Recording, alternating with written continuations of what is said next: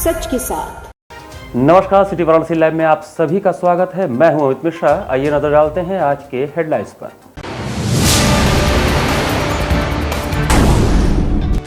चर्चित ऐसा shoot out मामले में बाहुबली विधायक अभय सिंह की कोर्ट में पेशी। जिले में शुरू हुआ विशेष संचारी रोग नियंत्रण अभियान। विधायक डॉक्टर नीलकंठ तिवारी ने हरी झंडी दिखाकर रैली को किया रवाना। श्रावण मास की तैयारियों के संबंध में प्रमुख सचिव गृह तथा डीजीपी ने अधिकारियों संग किया बैठक। और सपा सुप्रीमो के 50वें जन्मदिन को सपा कार्यकर्ताओं ने मनाया लोक कल्याण दिवस के रूप में। और अब समाचार विस्तार से। प्रदेश के प्रमुख सचिव गृह संजय प्रसाद एवं पुलिस महानिदेशक विजय कुमार ने सर्किट हाउस में सावन माह के तैयारियों के संबंध में पुलिस व प्रशासनिक अधिकारियों के साथ बैठक किया। प्रदेश के प्रमुख सचिव गृह संजय प्रसाद एवं पुलिस महानिदेशक विजय कुमार ने वाराणसी के सर्किट हाउस में काशी विश्वनाथ सहित अन्य देवालयों में सावन मास की तैयारियों के संबंध में पुलिस व प्रशासनिक अधिकारियों के साथ बैठक की। बैठक में उन्होंने अधिकारियों को निर्देश देते हुए कहा कि दूर दराज से आने वाले कांवरियों और श्रद्धालुओं को कोई समस्या न हो, इसके लिए पुख्ता प्रबंध किए जाएं। उन्होंने काशी विश्वनाथ कॉरिडोर में भीड़ के पुख्ता प्रबंध करने के निर्देश दिए और कहा कि पुलिस श्रद्धालुओं के साथ मित्रवत व्यवहार करे, जिससे कि आने वाले लोगों को एक नया एहसास हो। उन्होंने कहा कि गंगा घाटों किनारे एनडीआरएफ सहित जल पुलिस को भी पूरे तरीके से मुस्तैद रखा जाए, जिससे कि घाट के किनारे किसी भी तरह की अप्रिय घटना न हो पाए। बैठक में वरिष्ठ पुलिस व प्रशासनिक अधिकारी मौजूद थे। मुझे बहुत संतोष है ये बताते हुए आपको कि अधिकारियों से चर्चा के बाद मैं पूरी तरह से आश्वस्त हूँ कि जो भी माननीय मुख्यमंत्री जी ने निर्देश दिए हैं उनका अच्छे से अनुपालन हुआ है यहाँ इन तीनों रेंज में। और चाहे वो ट्रैफिक से रिलेटेड ये हो, सड़क सुरक्षा से रिलेटेड हो, चाहे वो साफ़ सफाई हो, या हमारे कांवड़ियों के लिए जो चिकित्सा शिविर बनाने की बात हो, सड़कों से गड्ढा मुक्त करने की बात हो, सभी प्रकार के जो निर्देश हैं जो कि एक सौहार्दपूर्ण माहौल में और एक सुरक्षित माहौल में जिस तरह से कांवड़ यात्रा को संपन्न कराया जा सके, उसके लिए हमारे सभी अधिकारी पूरी तरह से सजग हैं, सतर्क हैं और प्रशासन पूरी तरह से तैयार है। कांवड़ यात्रा ताकि निरापद रूप से संपन्न हो सके और सुरक्षा व्यवस्था पूरी की जा सके। ट्रैफिक डाइवर्जन प्लान विशेष रूप से हम लोगों ने एम्फसाइज किया कि ट्रैफिक डाइवर्ट करना पड़ेगा, क्योंकि इलाहाबाद और बनारस के बीच में बहुत ट्रैफिक होता है। तो अगर उसको डाइवर्ट नहीं करेंगे तो एक्सीडेंट की संभावना बनी रहती है। उसके अतिरिक्त जो कैंप लगेंगे, भंडारे लगेंगे, लोगों की सहायता के लिए, आराम के लिए जो व्यवस्था बनाई जाएगी, उसको कैसे हम स्थानीय लोगों के सहयोग से बेहतर बना सकें, इसी के संबंध में जनपदों को और कमिश्नरेट को निर्देश दिए गए। और हमें पूरा विश्वास है कि इस साल की कांवड़ यात्रा निरापद रूप से संपन्न होगी। सपा सुप्रीमो अखिलेश यादव के 50वें जन्मदिवस को शहर में सपाइयों ने बड़े ही उत्साह के साथ मनाया। 1 जुलाई शनिवार को सपा सुप्रीमो अखिलेश यादव के 50वें जन्मदिन को सपा के लोगों ने बड़े उत्साह के साथ मनाया। इस दौरान जगह जगह केक काटकर गरीबों तथा मरीजों में फल और मिठाई का वितरण किया गया, साथ ही वृक्षारोपण भी किया गया। इस दौरान केंद्र व प्रदेश की भाजपा सरकार की नीतियों व बेतहाशा महंगाई पर तंज कसते हुए 2024 के लोकसभा चुनाव में जनता से सपा व उनके सहयोगी पार्टियों को वोट देने की बात कही गई। महानगर समाजवादी पार्टी के तत्वावधान में अखिलेश यादव का जन्मदिन लोक कल्याण दिवस के रूप में जयनारायण बालिका विद्यालय रामापुरा में महानगर अध्यक्ष दिलीप डे की अध्यक्षता में मनाया गया। इस अवसर पर समाजवादी पार्टी के कार्यकाल में कराए गए विकास कार्यों एवं उपलब्धियों पर चर्चा करते हुए वक्ताओं ने वर्तमान सरकार की भ्रष्ट नीतियों पर जमकर हल्ला बोला। वक्ताओं ने प्रमुख रूप से समाजवादी पार्टी के राष्ट्रीय अध्यक्ष अखिलेश यादव के जन्मदिन के अवसर पर आमजनों से संकल्प लेने का आह्वान किया तथा भाजपा की समाज में नफरत फैलाने वाली राजनीति एवं उसकी गलत नीतियों से मुक्त कराने के लिए महात्मा गांधी, डॉक्टर राम मनोहर लोहिया व बाबा साहेब भीमराव अंबेडकर के बताए रास्तों पर चलकर आने वाले 2024 के लोकसभा चुनाव में किसी भी परिस्थिति में वर्तमान सरकार को उखाड़ फेंकने का संकल्प लिया गया। कार्यक्रम का संचालन सपा के पूर्व महानगर महासचिव योगेंद्र यादव ने किया। इस कार्यक्रम में प्रमुख रूप से पूर्व मंत्री सुरेश सिंह पटेल, डॉक्टर बहादुर सिंह यादव, पूर्व मंत्री मनोज राय धूपचंडी, आत्माराम यादव, महेंद्र सिंह यादव, प्रियांशी यादव, कमल पटेल, जितेंद्र यादव, ज्ञानेंद्र मिश्रा, रितेश केसरी, डॉक्टर दिलशाद, आमेश यादव, यश यादव, मंगला यादव आदि उपस्थित थे। टमाटर चटनी से लोग रोटी खा लेते हैं, वह सब आज आम आदमी उससे महफूज है।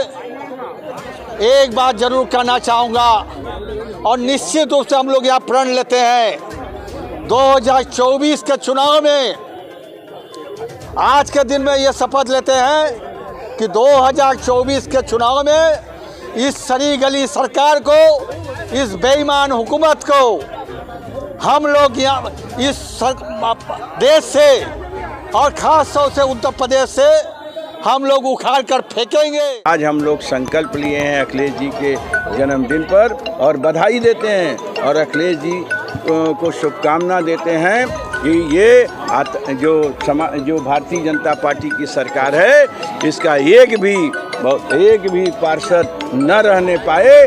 आपके नेतृत्व में पूरे देश में समाजवादियों की सरकार बने, इसकी शुभकामना हम अखिलेश जी को देना चाहते हैं। हुकुलगंज वार्ड नंबर 11 में गरीब झोपड़पट्टी के लोगों के बीच फल वितरण के साथ केक काटकर सपा सुप्रीमो अखिलेश यादव का 50वां जन्मदिवस मनाया गया। इस दौरान क्षेत्र की जनता में हर्ष और उत्साह देखने को मिला।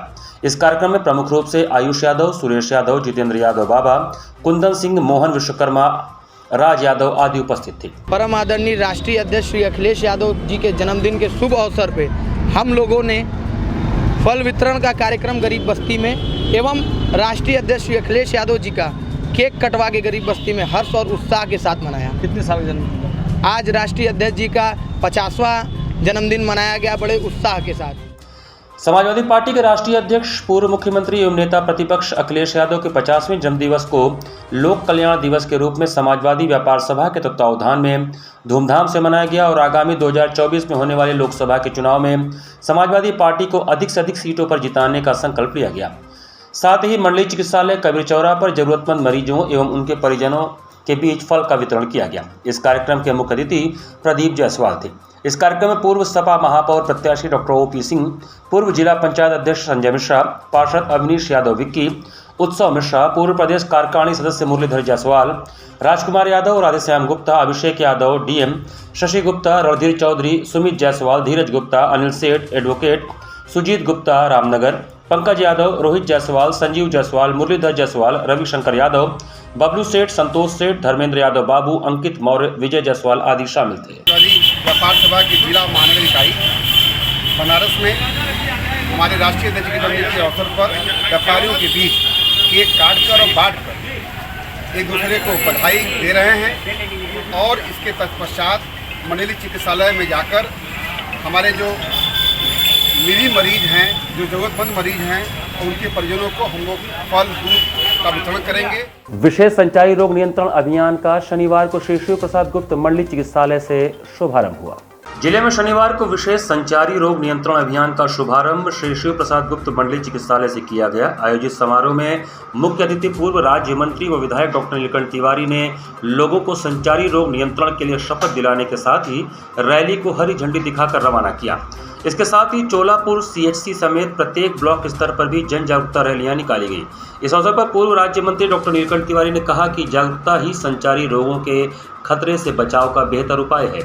विशेष संचारी रोग नियंत्रण अभियान महज एक अभियान नहीं बल्कि ऐसा अनुष्ठान है जो प्रदेश सरकार की ओर से लोगों को संक्रामक बीमारियों से बचाने के लिए किया जा रहा है। लिहाजा अभियान में जन सहभागिता बेहद जरूरी है।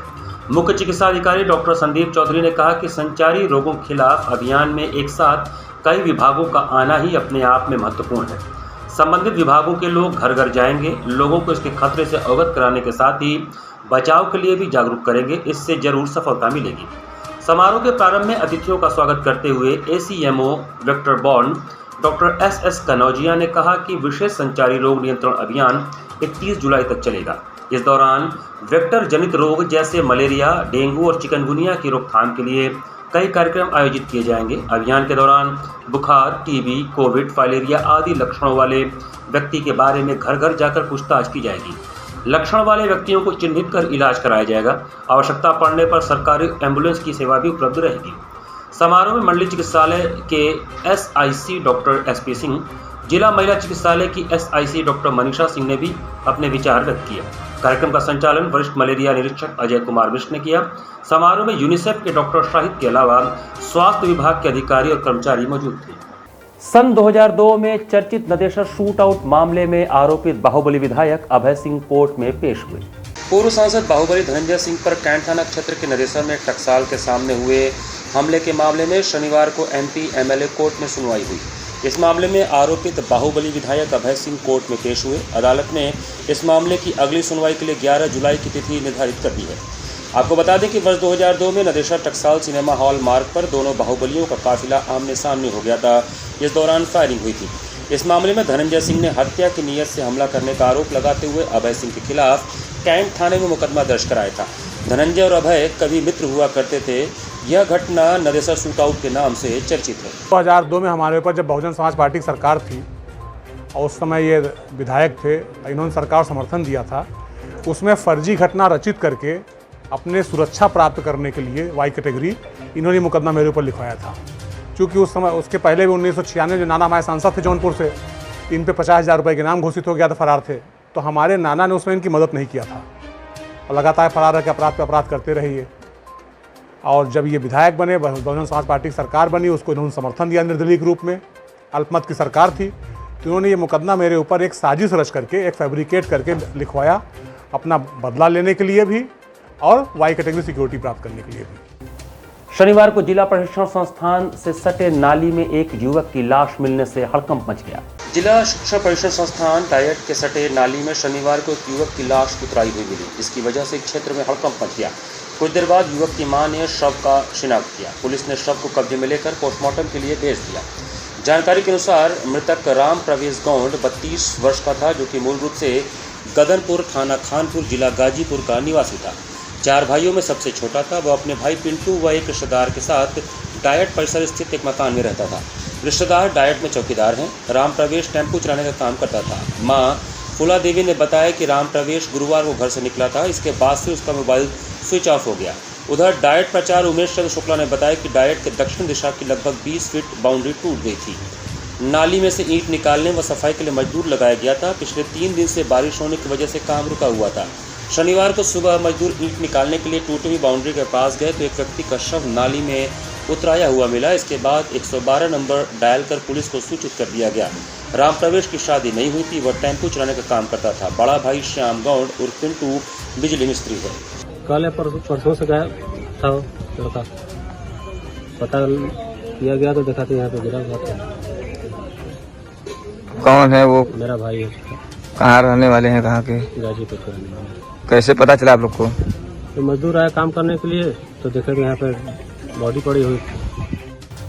यहाँ पर वक्त चला छोटे से ब्रेक का। बने रहिए सिटी वाराणसी लाइव के साथ। वाराणसी लाइव, सच के साथ। Facilities of Navneeta Kuvar Public School, quality education, well qualified faculty, dance, vocal, instrumental music, robotics, art and craft, skating, karate classes, indoor and outdoor activities, use playground for kindergarten and various types of games, math, physics, biology, chemistry lab and smart library, well maintained computer lab and classes, highly secure and GPS track convince facilities, educational based activities using technique tools and interesting methods for student. Navneeta Kuvar Public Schools, Swahi near BHU Hyderabad Gate, Varanasi. Mobile number 7311128462. Navneeta Kunwar public school. Swami Harsevanand public school वातानुकूलित छात्र छात्राओं हेतु छात्रावास की सुविधा, हरितिमा युक्त खेल का मैदान, indoor game, outdoor game, NCC, ABC certificate तथा कैरियर काउंसलिंग की सुविधा, विज्ञान, कला तथा कॉमर्स के साथ वैकल्पिक विषयों की एक लंबी श्रृंखला, कम फीस में उत्कृष्टम अध्ययन की व्यवस्था, शहर की सभी भागों क्षेत्र में बस की सुविधा, विज्ञान, कंप्यूटर तथा सभी आधुनिकतम प्रयोगशाला है, ऑडियो वीडियो क्लासेस की सुविधा। Swami Harsevanand public school and hostel शिक्षण समूह शाखाएं हड़वाघाट, Ramna, Varanasi. Phone number 9554995413। Jagatganj, Varanasi. Phone number 7408457111। Banpurwa, Ramna, Varanasi. Phone number 9554955412। Railway station road, Durg, Sonbhadra. Phone number 7081109710। Marsada, Ghorawal, Sonbhadra. Phone number 954963199495 एवं स्वामी हरसेवानंद महाविद्यालय Churk, Sonbhadra. Phone number 7081 81109711। Swami Harsevanand public school पाठशाला ही नहीं संस्कार शाला भी है। I am a student of Jeevandeep Mahavidyalaya. I am proud of Mahavidyalaya for excellent faculty, best support and best infrastructure and best place. I am a student of Jeevandeep Mahavidyalaya. I am proud of Mahavidyalaya for excellent faculty, best support and best infrastructure and best place. I am a student of Jeevandeep Mahavidyalaya. I am proud of Mahavidyalaya for excellent faculty, best support and best infrastructure and best place. Corona virus ने देश में एक बार फिर से रफ्तार पकड़ ली है। ऐसे में जरूरी है कि सभी लोग पूरी एहतियात बरतें। घर से बाहर निकलते समय मास्क का सदैव प्रयोग करें। समय समय पर हाथों को सैनिटाइजर से सैनिटाइज करें। ज्यादा भीड़ भाड़ वाली जगहों में जाने से बचें। 2 गज की दूरी का पालन करें। स्वस्थ रहें, सुरक्षित रहें। जनहित में जारी वाराणसी लाइव। वाराणसी लाइव, सच के साथ। ब्रेक के बाद आपका स्वागत है। डॉक्टर्स डे पर डीएस रिसर्च सेंटर में एक संगोष्ठी का आयोजन किया गया। रविंद्र कॉलोनी स्थित डीएस रिसर्च सेंटर में डॉक्टर डे के उपलक्ष्य में एक संगोष्ठी का आयोजन किया गया, जिसमें वाराणसी के विभिन्न डॉक्टरों ने हिस्सा लिया। इस संगोष्ठी में आयुर्वेद पद्धति से किस तरह से इलाज को और बेहतर किया जा सकता है, इस पर विशेष चर्चा हुई, जिसमें बीएचयू के भी डॉक्टर शामिल हुए। संगोष्ठी में डॉक्टर रश्मि सिंह ने बताया कि अगर आपको कोई भी शारीरिक समस्या होती है तो आप शुरुआत में ही डॉक्टर को जरूर दिखाएं, जिससे वह बीमारी बड़ी न हो पाए। उन्होंने कहा कि अगर आप आयुर्वेद पद्धति से इलाज कराते हैं तो बिना किसी इन्फेक्शन के आप ठीक हो सकते हैं। उन्होंने बताया कि अब आयुर्वेद पद्धति से कैंसर का भी इलाज हो रहा है और काफ़ी मरीज इससे ठीक हो रहे हैं। इसके लिए वह विभिन्न जागरूकता अभियान भी चला रहे हैं, जिससे लोग आयुर्वेद पद्धति से इलाज कराकर बिना किसी इन्फेक्शन और कम खर्च में अपनी बीमारी को ठीक कर सकें। आयुर्वेद विभाग बीएचयू की PhD research scholar Jyoti Singh ने कहा कि डीएस रिसर्च सेंटर में आज एक संगोष्ठी बुलाई गई थी, जहां जिले के विभिन्न डॉक्टरों ने हिस्सा लिया। उन्होंने अपने विचार साझा किए। इसके अलावा उन्होंने कहा कि कैंसर पर उनका खुद का रिसर्च है। इस रिसर्च में पहले हम किसी जीव जंतु पर रिसर्च करते हैं और उसके बाद फिर उस रिसर्च को मनुष्य पर किया जाता है। कैंसर को जड़ से खत्म करने के लिए बीएचयू में कई रिसर्च चल रहे हैं और कैंसर को जड़ से खत्म करने के लिए आयुर्वेद पद्धति में जल्द ही एक अच्छी दवा उपलब्ध होगी। लोग सोचते हैं कि आयुर्वेद स्लो काम करता है, बट ऐसा बिल्कुल भी नहीं है। आप बस समय पे जाइए, तो क्योंकि बीमारी की अवस्था अनुसार है रिजल्ट मिलना। आप क्रोनिक कंडीशन में जाएंगे तो ऑफकोर्स टाइम लगेगा। चाहे आप एलोपैथ में भी जाते हैं तो कैंसर में ही लीजिए, कीमो रेडिएशन भी किया जाता है, तो 3-3 साल से लगातार पेशेंट ट्रीटमेंट ले रहे हैं। तो बीमारी की अवस्था पे डिपेंड करता है कि समय कितना लगेगा। सावन माह में बनारस आने वाले श्रद्धालुओं की भीड़ को देखते हुए कैंट स्टेशन पर मिनी कंट्रोल रूम बनाया जाएगा। बाबा विश्वनाथ की नगरी काशी में लाखों की संख्या में श्रद्धालु बाबा विश्वनाथ के दर्शन करने एवं जल चढ़ाने के लिए सावन माह में आते हैं। इसी के तहत हजारों की संख्या में श्रद्धालुओं का कैंट रेलवे स्टेशन पर आवागमन होता है, जिसको देखते हुए रेलवे विभाग ने इसकी तैयारियां पूरी कर ली हैं। कैंट रेलवे स्टेशन के निदेशक गौरव दीक्षित ने बताया कि इस बार अधिमास माह होने के कारण सावन महीना 2 महीने का हो रहा है, जिसको देखते हुए हजारों की संख्या में श्रद्धालु काशी बाबा विश्वनाथ को जल चढ़ाने के लिए आएंगे। इसको देखते हुए एक मिनी कंट्रोल रूम बनाया जाएगा, जिसमें यात्रियों की सुविधा के लिए लाइव मॉनिटरिंग के लिए सभी संबंधित विभागों में जैसे सिविल इंजीनियर, इलेक्ट्रॉनिक डिपार्टमेंट एवं कमर्शियल डिपार्टमेंट में उसमें जुड़े लोग राउंड द क्लॉक बाइनिंग करेंगे, जिससे किसी प्रकार की समस्या या पैसेंजर्स को असुविधा न हो। इसके अलावा क्राउड मैनेजमेंट के लिए जीआरपी, आरपीएफ की टीम सक्रिय रहेगी। स्टेशन से गुजरने वाली गाड़ियों के जनरल कोच और लेडीज कोच को भी चेक किया जाएगा, जिससे उसमें कोई अनऑथराइज्ड पर्सन न बैठा हो। निदेशक गौरव दीक्षित ने आगे बताया कि सावन माह पावन मास को देखते हुए हम लोग सात्विक भोजन उपलब्ध कराएंगे। आईआरसीटीसी को निर्देश दिया गया है, किसी को भी बिना लहसुन प्याज का भोजन चाहिए तो उसको उपलब्ध कराया जाए। में जो श्रद्धालु आएंगे उनकी सुविधा के लिए रेलवे अपनी तैयारियां कर रहा है। इस क्रम में हमारे स्टेशन पर एक मिनी कंट्रोल रूम बनाया जाएगा, जिसमें कि यात्री सुविधाओं को की लाइव मॉनिटरिंग के लिए सभी जो कंसर्न डिपार्टमेंट हैं, जैसे कि सिविल इंजीनियरिंग है, सिग्नलिंग है, इलेक्ट्रिकल डिपार्टमेंट है, कमर्शियल डिपार्टमेंट है, ऑपरेशंस है, उससे जुड़े हुए लोग राउंड द क्लॉक माइनिंग करेंगे, ताकि किसी भी तरह की समस्या, किसी भी तरह की पैसेंजर्स को असुविधा को तुरंत उसी समय समाप्त किया जा सके। इसके अलावा क्राउड मैनेजमेंट के लिए, क्योंकि एक्स्ट्रा क्राउड आने की उम्मीद है, 2 महीने का सावन है इस बार, हमारी जीआरपी, आरपीएफ और कमर्शियल विभाग की टीम लगातार सक्रिय रहेगी। स्टेशन पर लगातार ड्राइव चलाई जाएंगी, मॉनिटरिंग की जाएगी। इसके अलावा जो ट्रेन स्टेशन से गुजरने वाली गाड़ियां हैं, उनकी भी जनरल और लेडीज़ कोचेस को में चेकिंग की जाएगी, कोई अनऑथराइज पैसेंजर्स ना बैठे हों, और जो डिफरेंटली एबल्ड लोग हैं उनको कोई सुविधा ना हो। इसके अतिरिक्त जो आने वाले श्रद्धालु हैं, क्योंकि सावन एक पावन मास है, इसके लिए श्रद्धालुओं की सुविधा के लिए सात्विक भोजन का भी हम लोग प्रबंध कराएंगे। जो हमारे जन आहार और फूड ट्रैक जो IRCTC के यूनिट्स हैं, उनको इंस्ट्रक्शंस दिए गए हैं कि यदि कोई यात्री चाहता है तो उसको बिना लहसुन प्याज के सात्विक भोजन की भी व्यवस्था कराई जाए। और बड़ी संख्या में लोग बाबा धाम जाते हैं, तो उसके लिए कुछ ट्रेन चलाने की या कुछ योजना है?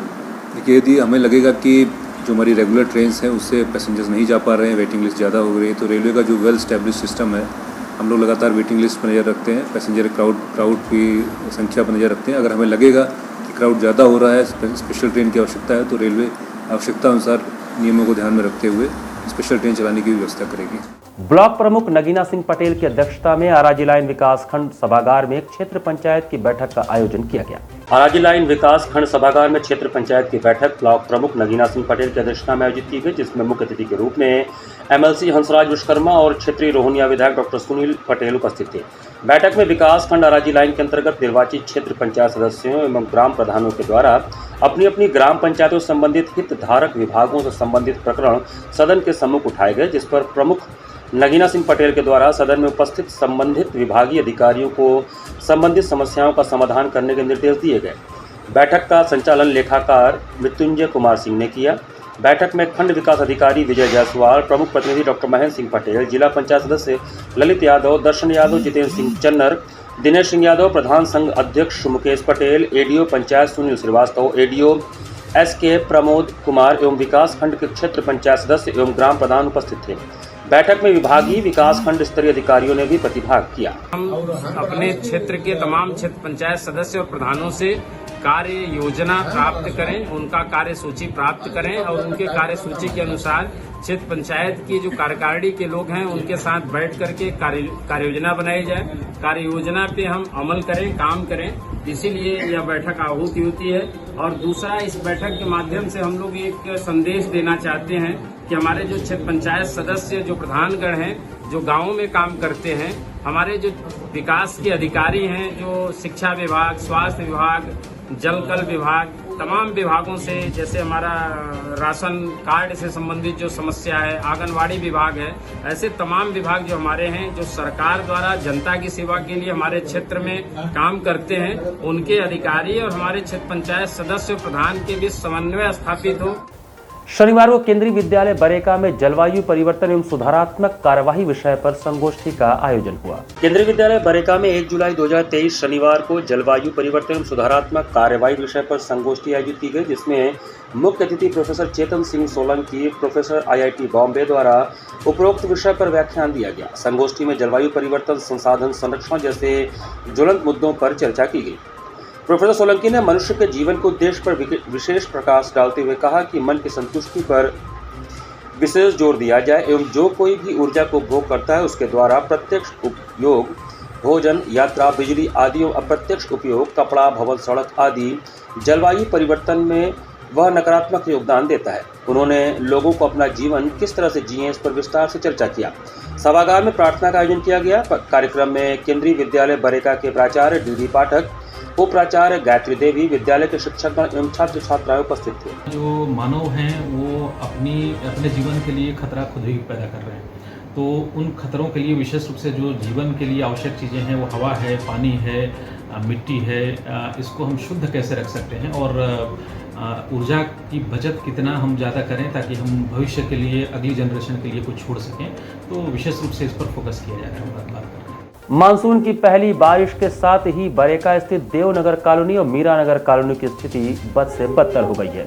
बरेका से देवनगर कॉलोनी और मीरानगर कॉलोनी की स्थिति मानसून की पहली बारिश के बाद से ही बद से बदतर हो गई है। यहाँ पर रास्ता और सीवर की समस्या विकराल रूप धारण कर ली है। इस मार्ग से आने जाने वाले राहगीर, स्कूली बच्चे आए दिन गिरकर चोटिल हो रहे हैं। स्थानीय लोगों ने समस्या से संबंधित अधिकारियों को कई बार अवगत कराया, परंतु अभी तक इस समस्या का कोई भी समाधान नहीं निकला। पिछले कई वर्षों से यह समस्या बनी हुई है। बारिश के सीजन में यह समस्या कोड़ में खाज का काम करती है। सीवर जो है पूरा ब्लॉक है यहाँ से वहाँ पर, और नगर निगम में नगर आयुक्त को भी एप्लीकेशन दिया गया, सबको एप्लीकेशन दिया गया, जेई आया, एक्सीएन आया, लेकिन कोई कार्रवाई अब तक नहीं हुई है। यहाँ पे ये पूरा चैम्बर एकदम जाम है। बार बार बोला गया कि उसको सफाई करा दीजिए। चैम्बर मतलब चैम्बर जहाँ पे है बस वहीं जाम है, लेकिन कभी कोई सफाई करने नहीं आता है। रोड मतलब लोग आए दिन बच्चे स्कूल वाले बच्चे गिरते रहते हैं, हम लोग गिर जाते हैं, महिलाएं गिर जाती हैं, सब रोड ऐसा है। कितने सालों से ये समस्या बना हुआ है? ये समस्या तो जब से मतलब 10 साल हो गया करीब। कॉलोनी में आए दिन जाम लगा रहता है, स्कूल की बसें चलती हैं जी, बच्चे इसी में फंस जाते हैं, पानी लगा रहता है और रोड इतनी ख़राब है कि कहीं उसकी कोई दशा नहीं है, पानी निकलने की कोई व्यवस्था नहीं है। ये 3-4 साल से इसकी और गति खराब हो गई है एकदम। और 2-3 बार 3-4 बार अधिकारियों से भी कहा गया, जो मेन नाला सीवर का उसको मेन पॉइंट में लोग जोड़ने नहीं दे रहे हैं, लोग उसमें बहने नहीं दे रहे हैं और उधर के किनारे का सबका नाला उसी नाले में ही गिर रहा है, जो कि लोग कहते हैं कि अस्सी नदी है, अस्सी नदी में ही सबके गिर रहे हैं लोग। इस तरह से परेशानी इस कॉलोनी की। इसी के साथ सिटी वाराणसी लाइव का ये संस्करण में समाप्त करते हैं। मुझे दीजिए आज्ञा, नमस्कार।